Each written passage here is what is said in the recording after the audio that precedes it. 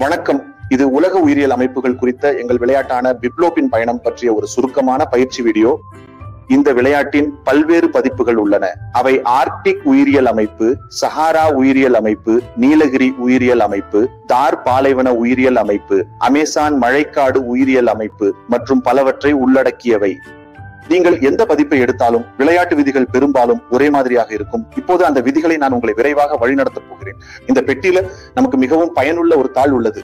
இது ஒரு எளிய 2 பக்க கையேடு. இதில் விளையாட்டை எப்படி விளையாட வேண்டும் என்று கூறப்பட்டுள்ளது. அதை இப்போது வைக்கப் போகிறோம். ஏனெனில் விளையாட்டு எப்படி விளையாடப்படுகிறது என்று நான் உங்களை வழிநடத்தப் போகிறேன். நமக்கு எக்ஸ்பிடிஷன் கார்டுகள், காலநிலை மாற்றம் கார்டுகள், பிளேயர் அவதார்கள் உள்ளன. அதனால் நீங்கள் போர்டுகளை இப்படி செட் செய்ய வேண்டும், கார்டுகளை அமைக்க வேண்டும், பிளேயர் அவதார்களை பக்கமாக வைக்க வேண்டும். இந்த விளையாட்டின் நோக்கம் நீங்கள் இந்த சூழலியல் அமைப்பில் 0 கிலோமீட்டர் புள்ளியிலிருந்து 100 கிலோமீட்டர் புள்ளி வரை நகர வேண்டும் என்பதாகும். இப்போது நீங்கள் எப்படி முன்னேற முடியும்? உங்கள் முறை வந்த போது இந்த கார்டுகளை கலக்கி பக்கத்தில் வைக்க வேண்டும். பின்னர் டெக்கில் இருந்து மேல் கார்டை எடுத்து அதில் உள்ள வழிமுறைகளை பின்பற்ற வேண்டும். உதாரணத்திற்கு நான் எடுத்த கார்டில் இப்படி சொல்லப்பட்டுள்ளது: உங்கள் பகுதியில் உள்ள தார் இளம் இலைகளை உண்டு பல வகை தாவர இனங்கள் வளரும் வகையில் உதவுகின்றன. இதனால் வேர்கள் விரைவாக வளர உதவுகிறது. அதனால் நீங்கள் 8 கிலோமீட்டர் முன்னேற வேண்டும். எனில் நான் விவசாயி ஜக்கு என்றால் 0 8 கிலோமீட்டர் வரை நகர்கிறேன்.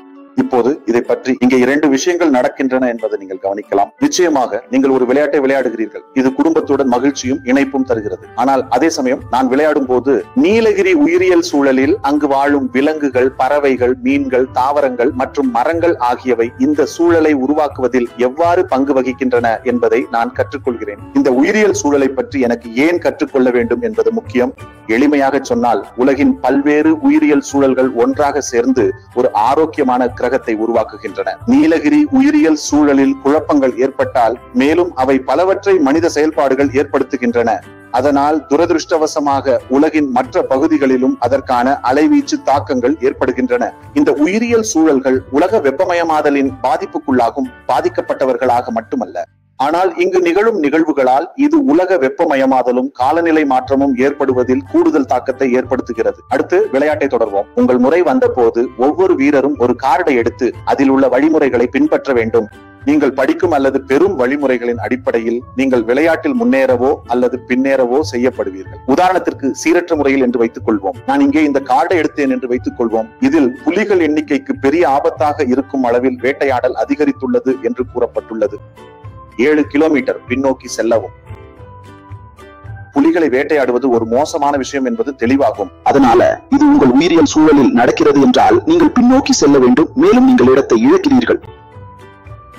நீங்கள் இப்போது எடுத்துள்ள கார்டுகளுக்கு அப்பாற்பட்டதாக 2 மிக முக்கியமான கார்டுகள் உள்ளன. அவை பவர் கார்டுகள் மற்றும் சூப்பர் பவர் கார்டுகள்.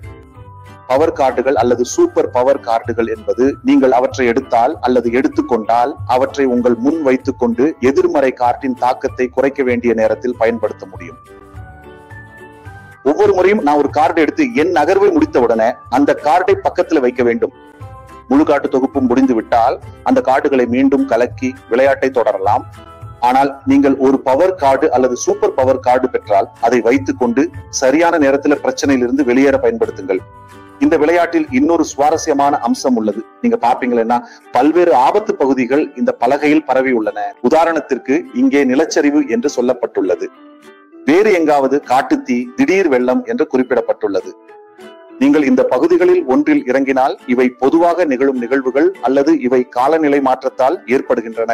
உதாரணத்திற்கு நிலச்சரிவுகள், காட்டுத்தீக்கள், திடீர் வெள்ளங்கள் போன்றவை. இவை பெரும்பாலும் காலநிலை மாற்றத்தால் ஏற்படுகின்றன மற்றும் அதற்கான விளைவாகும். எனவே நீங்கள் இந்த பகுதிகளில் ஒன்றில் இறங்கினால் ஒரு காலநிலை மாற்றம் தாக்கம் அட்டை எடுத்து அதில் உள்ள வழிமுறைகளை பின்பற்ற வேண்டும்.